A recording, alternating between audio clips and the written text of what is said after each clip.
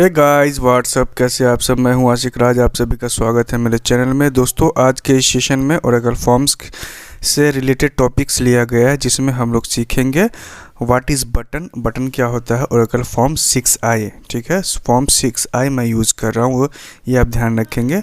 और properties off button, button के क्या प्रॉपर्टी होती है वो हम लोग देखेंगे।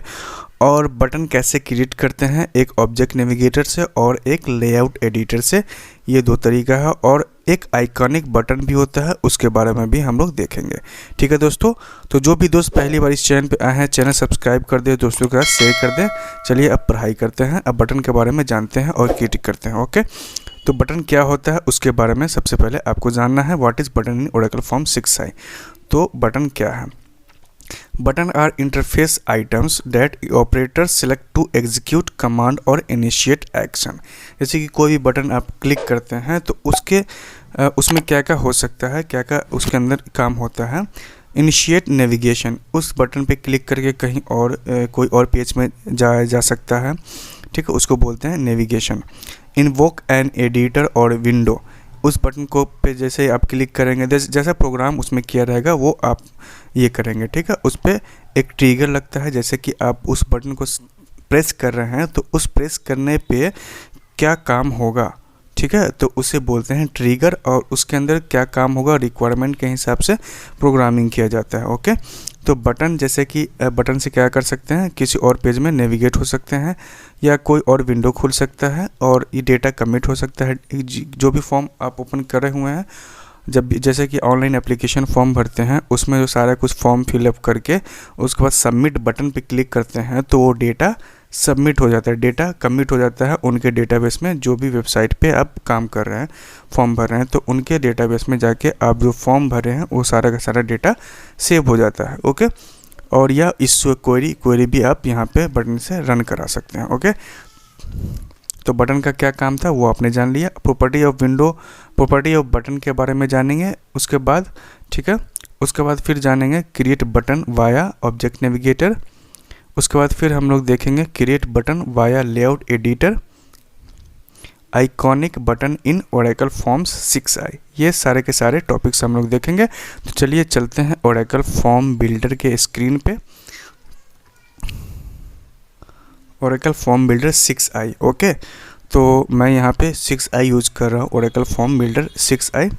और यहाँ पे बटन, यहाँ पे जो फॉर्म का नाम है वो मैंने यहाँ पे सेव कर चुका और रीनेम कर चुका हूँ। बटन नाम से मैंने सेव किया, और एक ब्लॉक मैंने यहाँ पे क्रिएट किया, और एक कैनवास क्रिएट किया जहाँ पे आइटम प्लेस होगा। ओके, तो अब क्या करना है हम लोग को कि बटन कैसे क्रिएट करते हैं। तो यहाँ पे आइटम पे क्लिक करना है।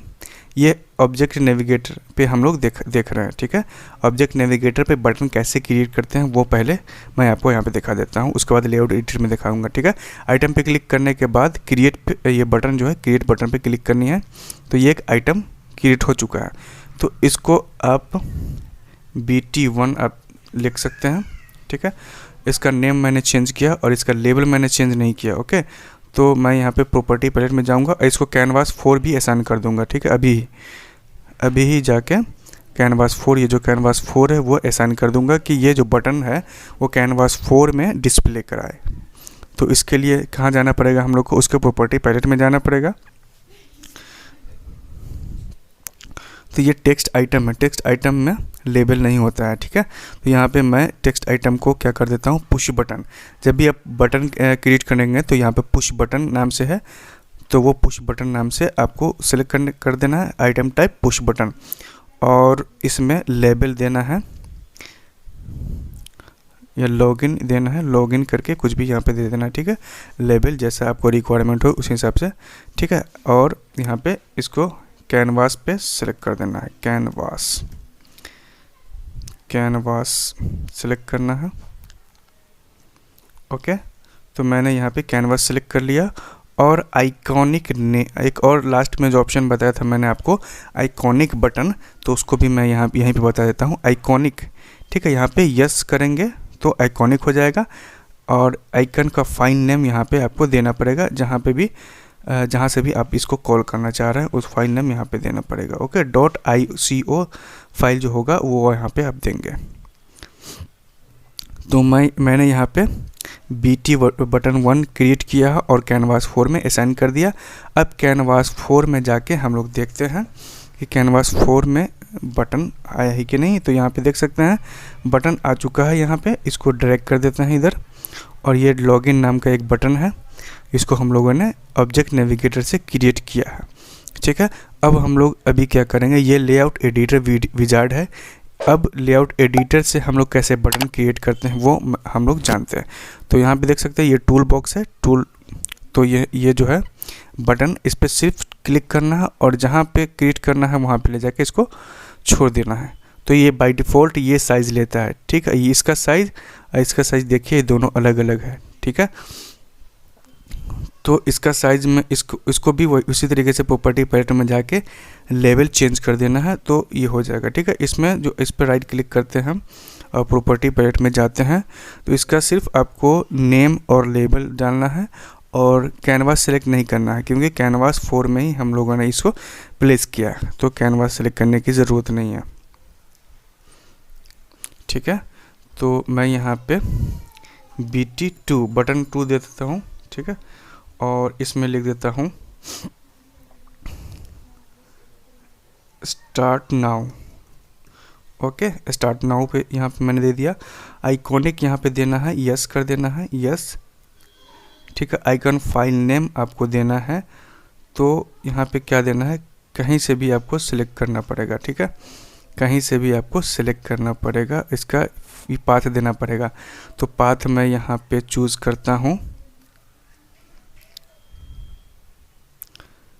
मैं एक जगह से चूज़ करता हूँ जहाँ पे मेरा ICO डला हुआ है, वहाँ से मैं ये चूज़ करने जा रहा हूँ। तो यहाँ पे ई फोल्डर में है, ई फोल्डर में शो फॉर्म्स प्राइम।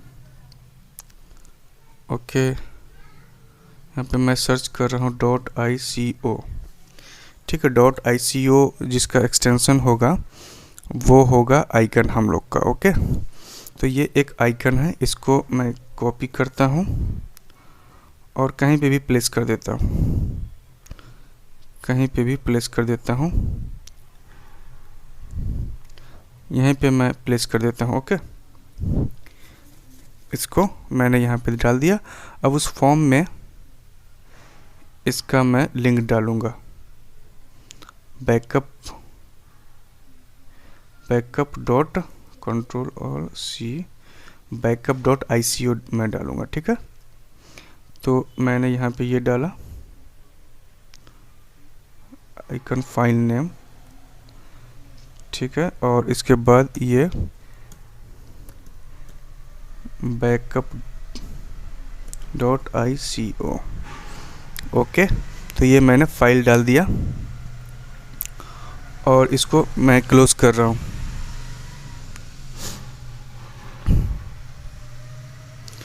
तो देख सकते हैं दोस्तों, ये एक लॉगिन यहाँ पे बटन है जिसमें हमने आइकनिक नहीं बनाया था, इसको आइकनिक हमने बनाया।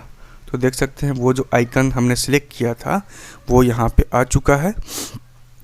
तो ये दो तरीका है हम लोग को बटन जो है कि बटन क्रिएट करने का। अब इस बटन पे क्या क्या काम हो सकता है, कैसे हम लोग प्रोग्रामिंग करेंगे, वो जो हम लोग जो इससे बड़े वाले प्रोजेक्ट, बड़ा फॉर्म वगैरह जो बनाएंगे उसमें मैं आपको बताऊंगा कि लॉगिन पे हम लोग कैसे प्रोग्रामिंग करते हैं, बटन पे कैसे प्रोग्रामिंग करते हैं। ठीक है, तो जस्ट ये था सेशन कि कैसे हम लोग इसका जो कि क्रिएट करते हैं। और इसके प्रॉपर्टी आप देखना चाहते हैं तो राइट क्लिक करके प्रॉपर्टी पैलेट में जाके उसको देख सकते हैं, समझ सकते हैं।